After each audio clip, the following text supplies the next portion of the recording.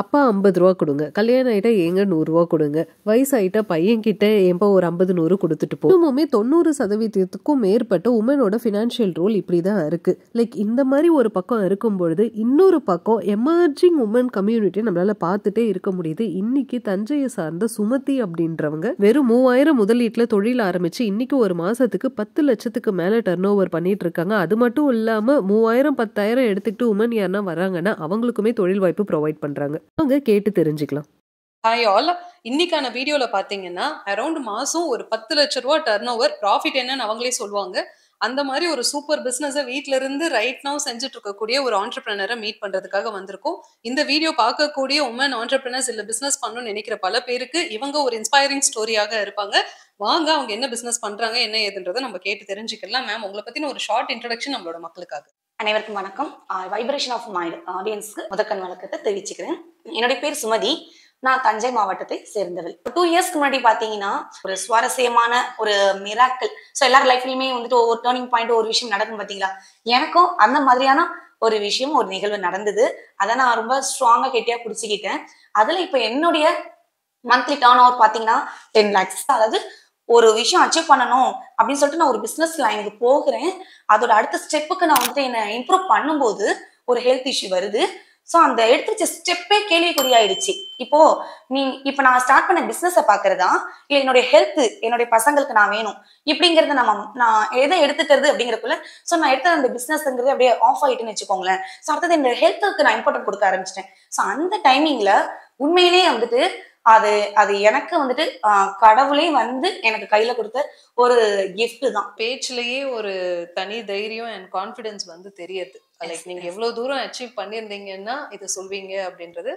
Because வந்து ஒரு brand owner தன்னோட பிராண்டை பத்தி எப்படி வேணா பேசலாம்.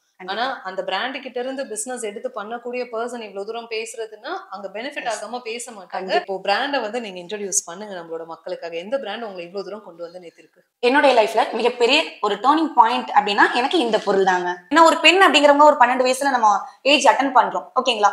சோ நான் வந்து 12th படிக்கிற வரைக்கும் கிளாத் மட்டுமே யூஸ் பண்ணேன். அப்பெல்லாம் எனக்கு வந்து அந்த பேட் ஒட்டுறதோ அந்த மாதிரி எங்க ஊர்ல அந்த ஒரு இதெல்லாம் இல்லை. மேபி டவுன் பக்கம் வந்துட்டு இருந்ததுன்னா நான் ஸ்கூல் படிக்கும் போதே நான் மேபி யூஸ் பண்ணியிருக்கேன், சான்சஸ் உண்டு. நான் யூஸ் பண்ணதே வந்து காலேஜ் டைமிங்ல தான் ஃப்ரெண்ட்ஸ் சொல்லி தான் நான் இதை யூஸ் பண்ண ஆரம்பிச்சேன். ஸோ ஆரம்பிக்கும் போது அதுக்கான நாலேஜஸ் எதுவுமே கிடையாது. பட் அதோட ரிஃப்ளெக்ட் பார்த்தீங்கன்னா என்னுடைய 35வது வயசுல ஒரு சில ப்ராப்ளம்ஸ் நான் ஹேண்டில் பண்ணேன். ஜஸ்ட் யூடியூப்ல வந்துட்டு எல்லாருமே பொழுதுபோக்குக்காக பார்ப்போம் தானே. ஸோ நான் அந்த மாதிரி ஒரு பார்த்த பொண்ணு தான். பட் இதை பத்தி ஏதோ சம்திங் டிஃப்ரெண்டா என்னமோ சொன்னாங்க, பேடுனாங்க. ஸோ இதுல கெமிக்கல்ஸ் இருக்குனாங்க. முதல் முறை என்னுடைய லைஃப்ல நாப்கின் பேடல் இதெல்லாம் இருக்குன்னே எனக்கு சத்தியமா அன்னைக்கு தான் தெரியும். இதுக்கு முன்னாடி யார் சொல்லி நான் கேள்விப்படல. என் மைண்ட் வந்து அதை திங்க் பண்ணவே இல்லை. முதல் முறை நான் ஜிபேன்னு ஒண்ணு பண்ண முதல் அமௌண்ட் இந்த நான் ஃபெமினைன் அப்படின்னு வாங்கினேன் இந்த ஒரு ப்ராடக்ட் தான். ஓகே மேம், இப்போ வந்து இந்த சானிட்டரி நாப்கின் மூலியமா தான் நீங்க இவ்வளவு தூரம் க்ரோ ஆகி வந்தீங்கன்னு சொல்றீங்க. மக்கள் கிட்ட புரிய வைக்கிறதுக்கு எவ்வளவு லேட் ஆச்சு, எவ்வளவு கஷ்டமா இருந்துச்சு? ஏன்னா எவ்வளவு நம்ம எக்ஸ்பீரியன்ஸ் சொன்னாலும் பீப்புள் அதை அக்செப்ட் பண்ண மாட்டாங்க. ப்ரைசிங்குமே கொஞ்சம் பிட் ஜாஸ்தி அப்படின்னும் பொழுது குவெஸ்டின் பண்ணுவாங்க இல்லையா அவங்க. அப்போ நீங்க என்ன சொல்லி கன்வின்ஸ் பண்ணீங்க பீப்புளை? எப்படி அவங்களுக்கு புரிய வச்சீங்க? இதை எப்படியாவது மக்களுக்கு தெரியப்படுத்தணும் அப்படிங்கிற ஒரு முயற்சி நான் இறங்கி பண்ணிட்டு இருக்கேன். ஆக்சுவலா பாத்தீங்கன்னா எல்லாருமே அறியாமையில தான் இருக்காங்க. இப்போ என்ன எடுத்துக்கோங்க, இப்போ நானுமே படிச்சிருக்கேன். ஆனா வந்துட்டு எனக்கு ஒரு ப்ராப்ளம் வந்து யூட்ரஸ் சம்பந்தமா வரும்போது அது எனக்கு மேட்ச் பண்ணவே தெரியல. இது ஒரு ரீசனா இருக்கலாமான்னு கூட எனக்கு அடிப்படையில அது தோணவே இல்லை. ஸோ என்ன மாதிரி என்னுடைய பெண்கள் நிறைய பேர் இருக்காங்க. ஸோ சிலவங்க சொல்லும் போது நம்ம ஏதோ சேல்ஸ் ஓரியன்டா பேசுறாங்க அப்படிலாம் கூட என்ன வந்துட்டு நினைச்சிருக்காங்கன்னு. ஈவன் ரொம்ப க்ளோஸ் ரிலேஷன்ஸ்கிட்ட கூட என்னாடி ஃப்ரீயா பேச முடியாது. இவ ஏதோ சேல்ஸ் பண்றா, ஸோ சேல்ஸ் பண்றதுக்காக தான் நம்மள்ட்ட பேசுறாங்க அப்படிங்கிறது ஹியூமன் நேச்சர் இதுதானே. அப்ப நான் என்ன எப்படி எடுத்துப்பேன்னா, இப்ப என்கிட்ட ஒருத்தவங்க வந்து பேசுனா நானும் அந்த மனநிலையில தானே இருப்பேன். ஒத்துக்கணும் தானே உண்மையை. நான் வந்து சந்திச்ச சவால்னு பாத்தீங்கன்னா அவங்களுக்குள்ள நடக்கிறத சொல்றதுக்கே தயங்குறாங்கிறத விட பயப்படுறாங்க. ஸோ நான் வந்து ஒரு இடத்துக்கு அவேர்னஸ் போறேன் அப்படின்னா என்னுடைய கார்டை வந்து கொடுத்துட்டு வந்துடுவேன். கொடுக்கும்போது நான் சொல்லுவேன், யாருக்காவது ஏதாவது இருக்கா நீட்ட ஓப்பனா வந்து பேசுங்க அப்படின்னா யாருமே பேச மாட்டாங்க. நான் வீட்டுக்கு போவேன், காலுக்கு மேல கால் வரும். இன்னைக்கு இங்க வந்து இங்க நான் தான் பேசுறேன், அங்க பேச எனக்கு தயக்கமா இருந்தது. ஸோ அது வந்து அப்ப நான் வந்துட்டு மக்களுக்கும் அந்த டைம் நான் கொடுக்கணும். நான் வந்து சொல்லிட்டனாலே அவங்க வந்துட்டு புரிஞ்சுப்பாங்க. அதை நான் வந்துட்டு எந்த இடத்துலயும் எதிர்பார்த்தது கிடையாது. ரைசிங்ல ஒரு ஸ்ட்ரகிள் வரும் உங்களுக்கு கண்டிப்பா. ஷியோரா மேம், ஷியோரா. அதாவது நீங்க என்னதான் நீங்க வந்துட்டு லைவ் டெமோ ஓபன் பண்ணி இது இருக்கு, இவ்வளவு இத்தனை இஷ்யூஸ் இருக்கீங்க பாருங்க. மக்கள் வந்து பழகிட்டாங்க. 60-70 ரூபா சானிட்டரி நாப்கின்க்கு பழகின மக்களை வந்து இதுக்கு எடுத்துட்டு வர்றதுன்றது ரொம்ப கஷ்டம். இந்த ஒரு கொஸ்டின்லயுமே நான் வந்துட்டு என்னை வச்சுதான் நான் பதில் சொல்ல விரும்புறேன். இப்ப என்கிட்டயுமே நான் ஒரு 60 ரூபாய் 70 ரூபாய் கேஸ் பண்ணிட்டு இருக்கும்போது எனக்கு வந்து ஒருத்தவங்க வந்து இப்படி சொல்றாங்கன்னா, அப்ப நான் எந்த கண்ணோட்டத்தோட பார்ப்பேன்? கண்டிப்பா நான் அக்செப்ட் பண்ண மாட்டேன். ஓகேங்களா?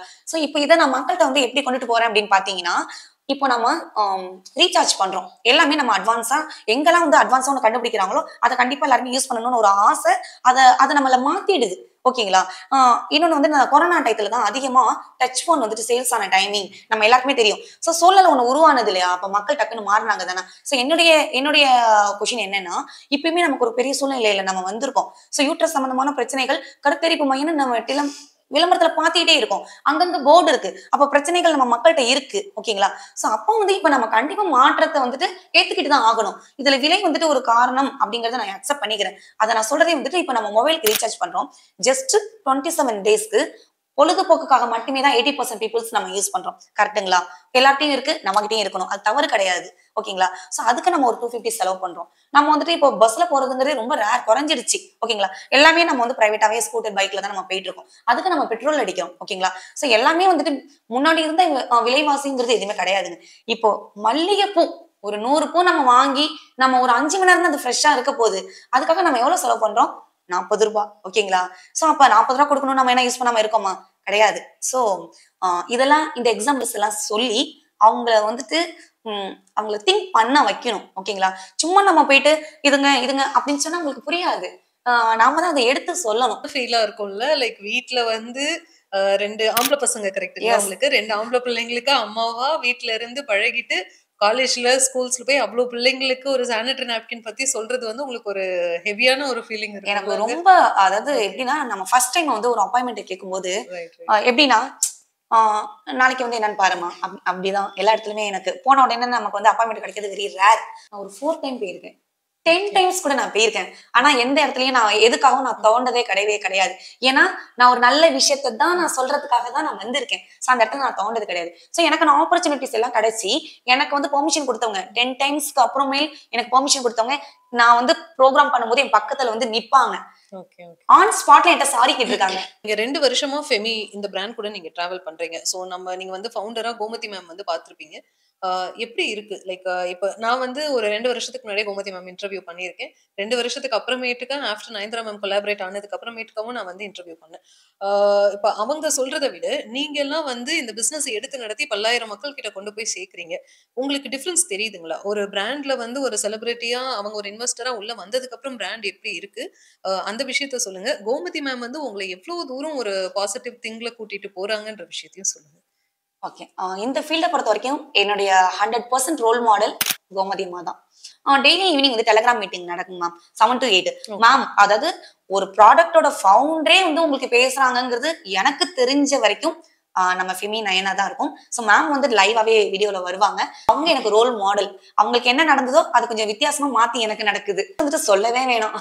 Lady super star Nayanthara ma'am ஒரு பிராண்டா நாங்க எங்களை வெளியில வந்திருக்கோம்.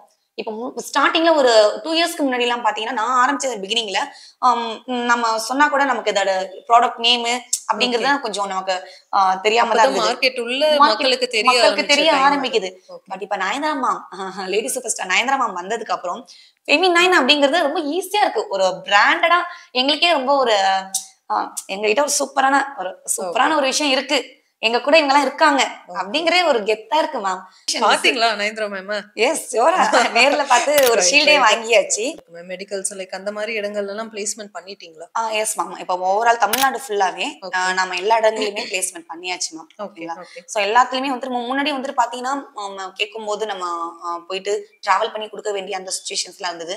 இப்போ எங்க கூட பெண்கள் நிறைய பேர் இணைய ஆரம்பிச்சிட்டாங்க. எத்தனை பெண்கள் எங்க கூட இணைஞ்சாலும் அத்தனை பேருக்குமே தொழில் வாய்ப்பு இன்னமும் இன்னும் 3000 நீங்க ஜஸ்ட் 3000 நீங்க பே பண்ணி உள்ள வந்து நம்ம 7 to 8 டெலிகிராம் மீட்டிங் நீங்க அட்டெண்ட் பண்ணி சோ ஒரு 1 month அந்த டிராவல் பண்ணாலே, இப்ப நான் எப்படி சின்னோண்டு வட்டத்துக்குள்ளதான் இருந்தேன், எனக்கு வந்துட்டு இந்த 2 இயர்ஸ்ல இந்த ஒரு விஷயம் நடந்திருக்கு. ஓகேங்களா?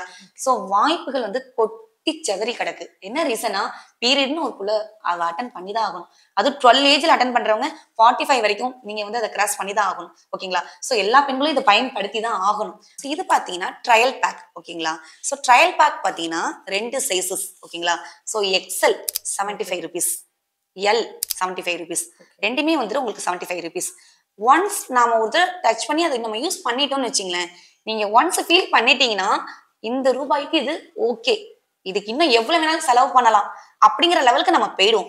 அப்போ நம்ம வந்து பிகினிங் அப்படிங்கறத நமக்கு கொஞ்சம் வந்துட்டு ஒரு தயக்கமா இருக்கு. எல்லாமே புரியுது, ஒரே டயத்துல 250 அப்படிங்கிற அந்த தயக்கம் இருக்கு. ஸோ அந்த தயக்கத்தை வந்துட்டு நம்ம போக்குறதுக்காக தான் ஜஸ்ட் இதை நீங்க ட்ரையலா ஒன் டைம் நம்ம யூஸ் பண்ணிட்டோம், நீங்க ஃபீல் பண்ணிட்டீங்க அப்படிங்கிற பட்சத்துல ஆட்டோமேட்டிக்கா நம்ம என்ன பண்ணுவோம்னா அடுத்தது பிரீமியம் பேக் வந்துட்டு வாங்க ஆரம்பிச்சிரும். இதை சொல்லும் பொழுது மீன்வேல் வந்து உங்க வீட்டுல ஃபேமிலி சப்போர்ட் எப்படி? பிகாஸ் வந்து ஒரு வீட்டுல ஒரு ஹவுஸ் ஒய்ஃபா 2 குழந்தைகளுக்கு அம்மாவா நீங்க வந்து இருந்துட்டு இருந்தீங்க.